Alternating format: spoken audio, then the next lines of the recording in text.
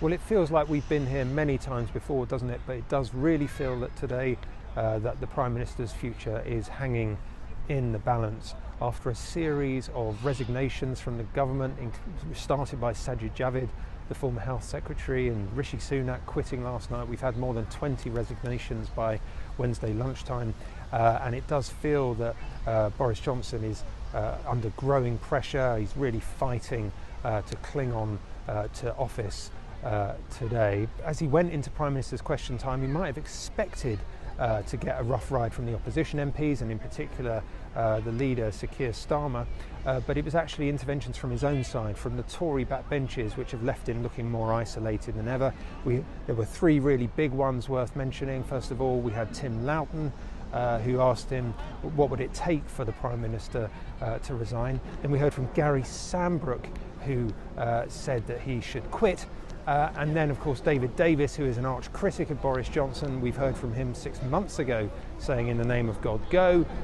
He renewed his appeals to the Prime Minister to resign. So those three interventions really took some of the steam out of Boris Johnson, who came to B&Q's absolutely determined to show that he was still bullish, that he wanted to get on with the job of leading.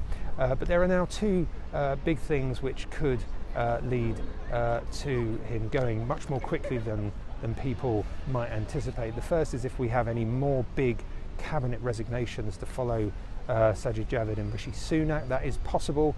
Lots of speculation today about Michael Gove. He wasn't at Prime Minister's questions on the front bench.